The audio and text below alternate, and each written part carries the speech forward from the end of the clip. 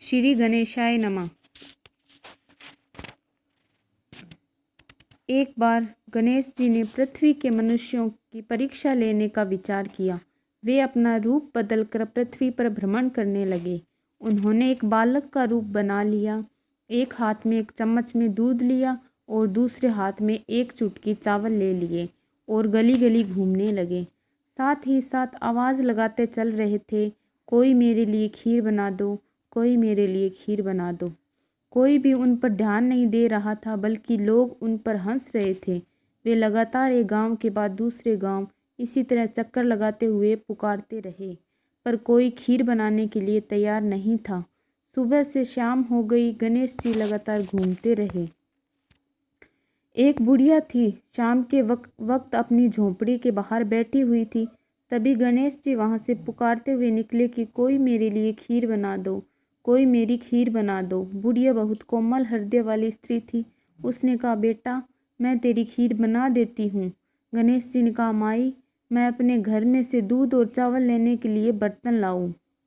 बुढ़िया एक कटोरी लेकर जब झोंपड़ी से बाहर आई तो गणेश जी ने कहा, अपने घर का सबसे बड़ा बर्तन लेकर आओ। बुढ़िया को थोड़ी झुंझुलाहट हुई, पर उसने कहा, चलो बच्चे का मन रख लेती हूँ।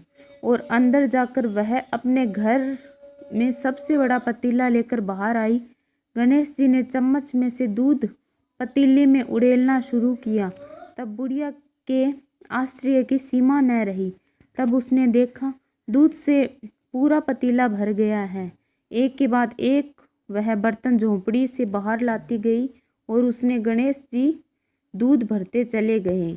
इस तरह से घर के सारे बर्तन दूध से लबालब भर गए। गणेश भगवान ने बुढ़िया से कहा, मैं स्नान करके आता हूँ, तब तक तुम खीर बना लो, मैं वापस आकर खाऊंगा। बुढ़िया ने पूछा, मैं इतनी सारी खीर का क्या करूँगी? इस पर गणपति जी बोले, सारे गांव को दावत दे दो। बुढ़िया ने बड़े प्यार से मन लगाकर खीर बनाई। खीर की भीनी भीनी मीठी मीठी खुशबू चारों दिशाओं में फैल गई। खीर बनाने के बाद वह हर घर में जाकर खीर खाने का न्योता देने लगे। लोग उस पर हंस रहे थे। बुढ़िया के घर में खाने को दाना नहीं और यह सारे गांव को खीर खाने की दावत दे रही है। लोगों को कुतूहल हुआ और खीर की खुशबू से लोग खींचे चले आए। लो सारा गांव बुढ़िया के घर इकट्ठा हो गया। जब बुढ़िया की बहू को दावत की बात मालूम हुई, तब वह सबसे पहले वहां पहुंच गई। उसने खीर से भरे पतीले को जब देखा तो उसके मुंह में पानी आ गया। उससे बड़ी जोर से भूख लगी हुई थी। उसने एक कटोरी में खीर निकाली और दरवाजे के पीछे बैठकर खाने की तैयारी करने लगी।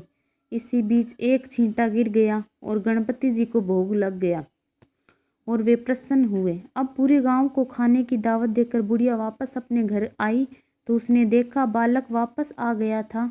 बुढ़िया ने कहा, बेटा खीर तैयार है, भोग लगा लो। गणपति जी बोले, माँ भोग तो लग चुका है, मेरा पेट पूरी तरह से भर गया है, मैं तृप्त हूँ, अब तू खा, अपने परिवार और गांव वालों को खिला। बुढ़िया ने कहा, यह तो बहुत ज़्यादा है, सबका पेट भर जाएगा, इसके बाद भी यह बच जाएगी। उस बची खीर का मैं क्या करूँगी? इस पर गणेश जी बोले, उस बची खीर को रात में अपने घर के चारों कोनों में रख देना। और बुढ़िया ने ऐसा ही किया। जब सारा गांव जी भरकर खा चुका, तब भी ढेर सारी खीर बच गई। उसने उसके पात्रों को अपने घर के चारों तरफ रख दिया। सुबह उठकर उसने क्या देखा? पतीलों में खीर के स्थान पर हीरे, जवाहरात और मोती भर गए हैं। वह बहुत खुश हुई। उसकी सारी दरिद्रता दूर हो गई। वह आराम से रहने लगी। उसने गणपति जी का एक भव्य मंदिर बनवाया और साथ में एक बड़ा सा तालाब भी खुदवाया। इस तरह उनका नाम दूर दूर तक प्रसिद्ध हो गया। उस जगह वार्षिक मेले लगने लगे। लोग गणेश जी की कृपा प्राप्त करने के लिए उस स्थान पर पूजा करने लगे और मान्यताएं मानने के लिए आने जाने लगे। गणेश जी सबकी मनोकामनाएं पूरी करने लगे। जय श्री गणेशाय नमः।